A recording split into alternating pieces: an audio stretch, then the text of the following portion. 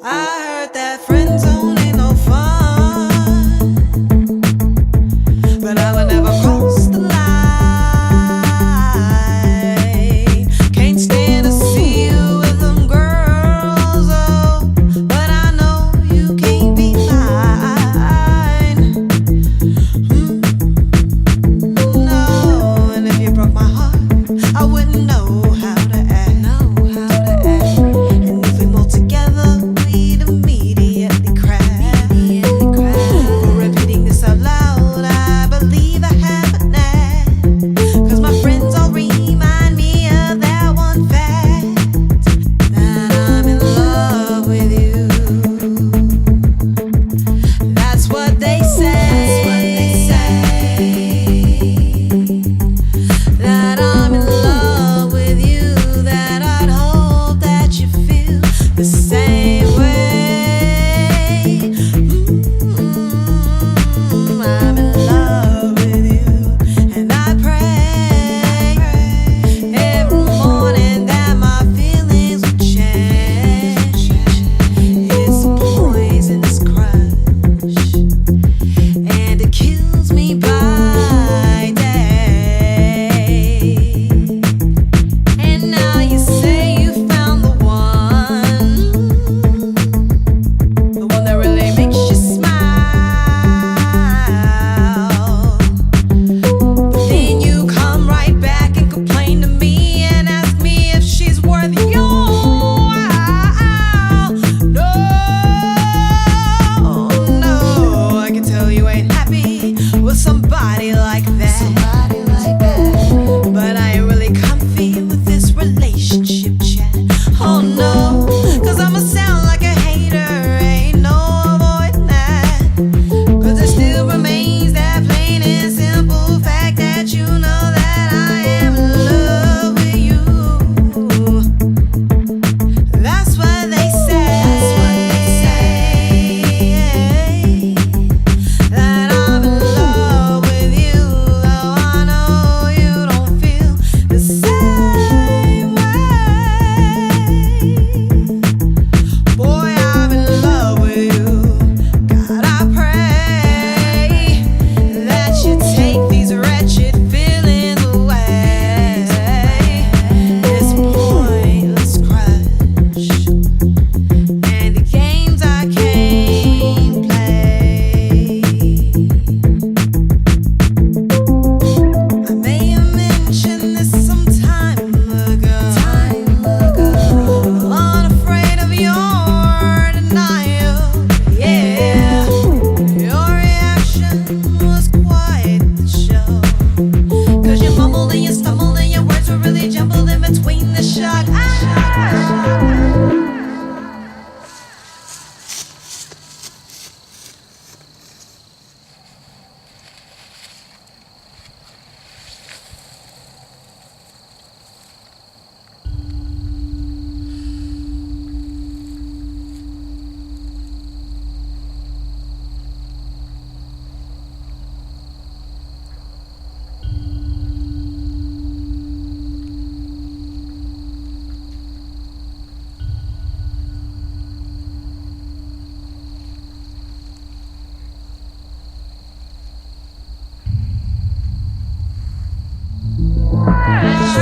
Love with me. That's what I say. That you're in love with me. I can see it in your eyes when you look my way. Oh, you're in love with me, and we may never get past this childish masquerade. This is more than a crush, a little dangerous crush.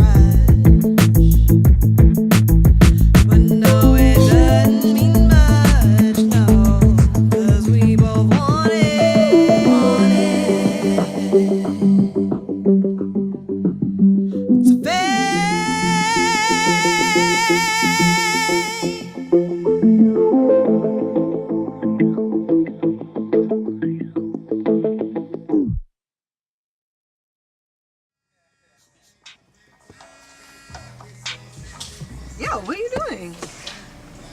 Nothing. You're really not gonna ride her out? Like, what's good? Yo, look. We're already here.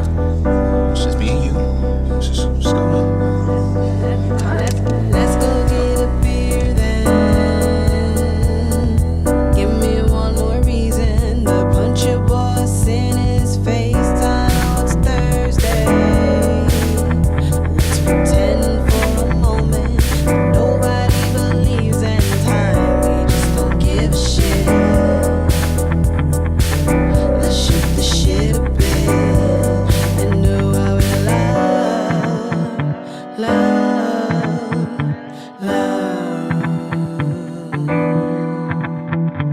Tomorrow, what you doing then? Friends pick a nightclub to tear right on down. So reckless. We live to die. We smoke and get high some more. We say we're close again. I just don't give a shit. You wanna make love.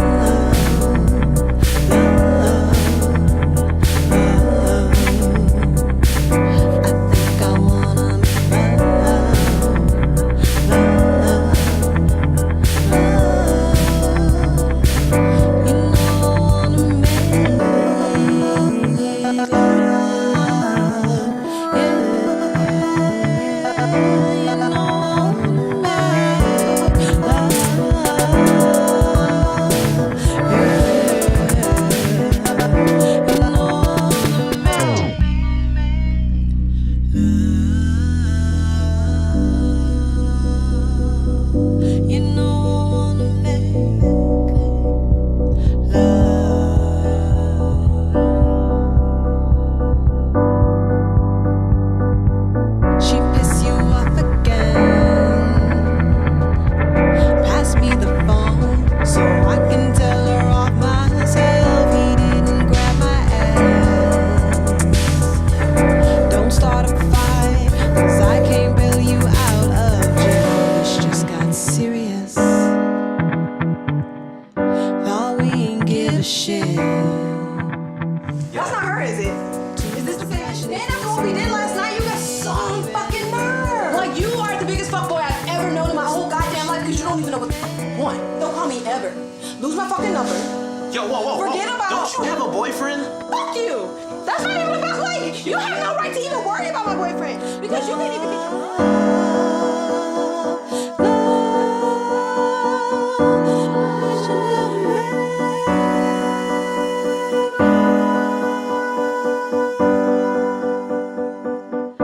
No, we should never make love. Man, you woke me up, good, bro. Good, man. Yeah. I can't believe y'all woke me up for this shit, man. Just get the fuck on.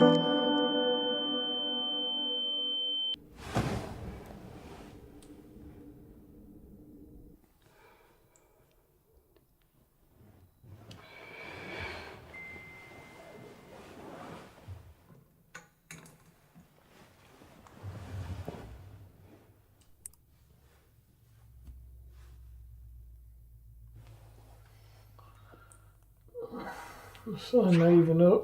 He on the damn phone. Who you texting? Keith Sweat. What? Nobody. Let me see. It says confidence in oneself and trust in your relationship means that you don't need to go what's on in my phone. Never mind. Actually, why are you so worried about it? If you're so concerned, let me see what's on your phone. Worry about what's in my phone. Okay, then let it go. Alright, bro. One day gonna end up getting trapped up in that phone. Whatever, bro.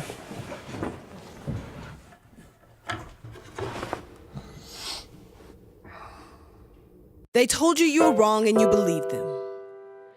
I really wish you hadn't. But that's not really up to me. Low self-esteem is the biggest commodity in the world. Skin creams, perm kits, and curl rods. How to eat 16-ounce raw steak every day while remaining a whopping size, slim, thick in the booty. How to keep your significant other without drip dropping little droplets of your personality everywhere. Except step 1, change everything about yourself. How to travel the world in 88 days, become CEO at age 26, all while following the top 20 guidelines to staying in your lane as the perfect housewife. There's an article about it on Pinterest, but when it gets too confusing, just buy a waist trainer on Instagram. I heard that makes life a little bit easier. They keep trying to tell you how to live, that you were wrong, and you listen to them. I really wish you wouldn't. Love is the biggest dream sold in the world. Prince Charmings, good bad guys, distressed damsels, and swords, scars, bikini-clad vibes, and long flowing locks. Pick a role. Pick a role or die in the fire. Or at least that's what you tell yourself. Funny how every villainess I've ever fucked with announces to the world who's the fairest in the land. But I guess that makes me the motherfucking bad guy, don't it? But that's not up to me. Because you try to tell me that I'm wrong. That every bit of my independence, though you find it fascinating, intriguing, coveted, stylish, and seemingly, sometimes, seamless, you find it dark, dangerous, red flags, warning signs, too much work, and not enough immediate satisfaction. And how you see me? Well, that's completely up to you. So go ahead, leave me to my devices and social media vices and BuzzFeed videos and convos of national crisis while you, I love you. But please don't ask me shit else about relationship advice.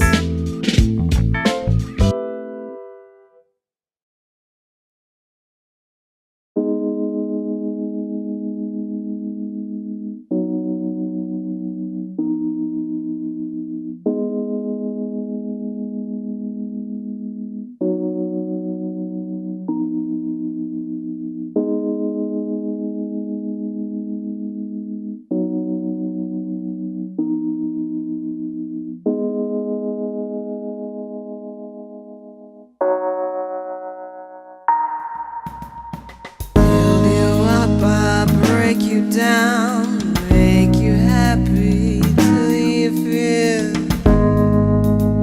dread. As you build me up, I'm breaking down. Happiness was only in our head.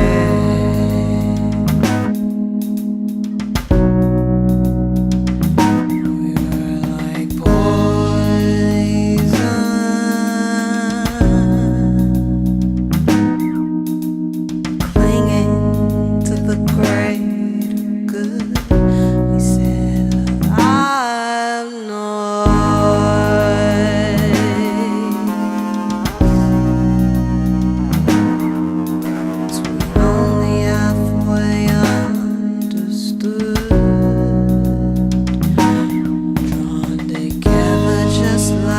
magnets, let the magic happen when we're in bed.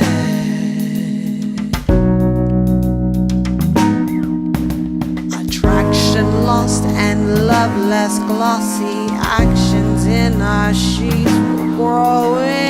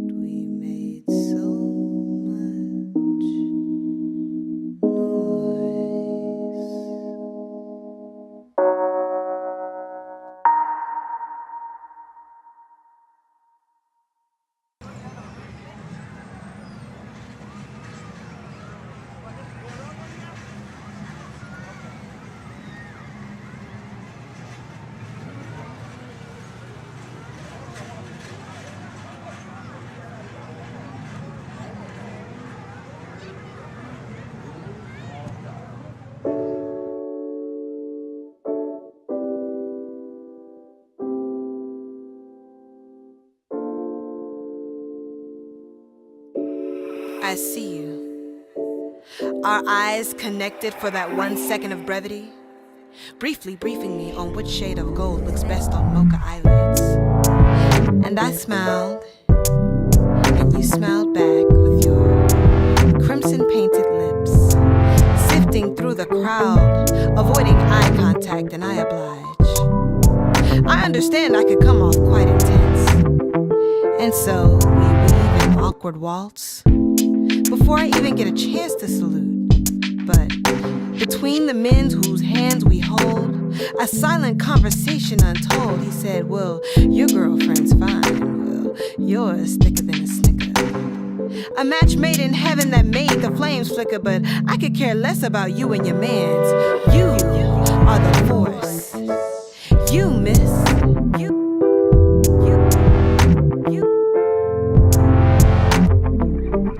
You are the force. You, miss. Let us practice, you and I, that if we ever cross paths again, I hope to see you with your chin higher, elongating your neck, balancing your crown adorned with jewels from the deepest caves, floating elegantly from your broadened shoulders, head lofty with regality, and no doubt in your mind that, yes, you own this, yes. You with your smooth press and curl, crowning the soul that can't be tamed. You and your deep chocolate realness in contrast to the ruby lip they told you not to wear. Own it. Wear that shit because you deserve it. I just want to continue to encourage you in a world which the perfect woman has your hips, your lips, yellow skin to represent meager, and Latin waves to pull on when they want you to be eager. Natural blue eyes to hold the weight of his world and the hate and fear of his eyes on other girls. We are a force. No, you do not possess her sun-kissed melanin, nor she your curly roots, nor she your broad, queenly nazes recognized across nations from statues and busts and Ridley Scott's half-assed hieroglyphs. Because you are beautiful, and so is she. Empresses from across the seas, we meet in this place as I walk on by like Isaac Hayes keys my theme song, while you strut to your Beyonce tune, and she flips her hair and she whines to the beat. Despite our differences, the least we can do is speak. I see you, queen. Skinny, lean, thick, mean, slick, talk like you mean shit. There's more to her story than her fetishized accent, complex as your rich regional vernacular, sounding the alarm of all who have tried to silence us with unrealistic, unsettling, unjustified comparisons to their beloved Becky, whom herself scrambles for the pieces and traits that we ourselves deny. The waves, the eyes, the curves, the thighs, lies they tell when they publish your face on the magazine as the new fad. Glad they notice, 'cause that means you be fresh as hell when the critics watch. But don't take my word for it, ma'am, I see you, and when I see you again, I will give you the nod.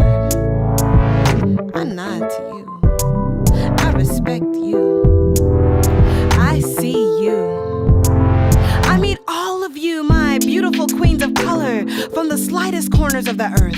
Reflections of our richest earth tones, cultivated from the 7 seas, ambassadors of powerful lineages, copied and pasted a million times over into history books, reinvented into bland, watered down retail chains, Halloween wigs, blackface goop, homemade bendies, tapered eyes, and Latin waves for women thought to be eager in these oversimplified, high fashion falsified accounts of fuckery via cinema. We are a force, miss. They see us, queens. Keep it up, keep it up, keep it up, keep it up, keep it up, keep it up.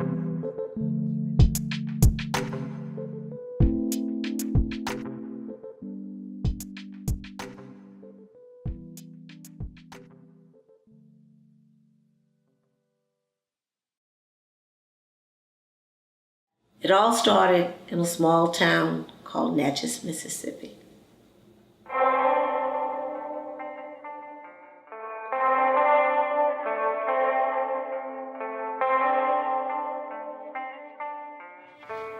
Alfred Fowler, Pine Ridge. For he came from New Guinea. The date of birth, 1847. He died January 11, 1925. He was married to Charlotte Reddy, but to this union, 13 children were born. Grandma Charlotte, I remember when Grandma Charlotte died. That was my grandmother's mother. I'm from Biloxi, Mississippi, 2nd Ward, East Side, and born in Natchez, Mississippi. Home is really what makes who you are. You know, it's your environment that raised you outside of the people that raised you inside of a physical home, but it is your makeup. Mississippi was a fun place. Wouldn't change it for the world. We had, what you don't have, you don't miss. And what you do have, you cherish. So therefore, we just never, ever, at least I never, ever went for want or had a want. What we remember growing up, there was a lot of pride, a lot of solidarity. Even though it was in the 70s when you were just really coming out of civil rights time, it was just, you could feel the movement. I mean, it's not a misconception. We still are living in that type era where Mississippi has that separation for its race. I do feel that. But at the same time, we don't put on no front. If a white person don't like us, they just don't like us. But we still take that in stride in the black community. What I indulge about Mississippi, what I beloved about Mississippians is that we represent that true work ethic. So when Aston decided to move back to Mississippi, Aston, first of all, was a film major and graduated at Temple University. So when she decided that she would move back to Mississippi, I felt that she should consider to stay here in Atlanta and take advantage of the film industry that was growing. It doesn't matter where you are. If you apply yourself, then you can achieve it. I believe Aston will make a market for herself and she will eventually soar. Because I believe that is just Aston's nature.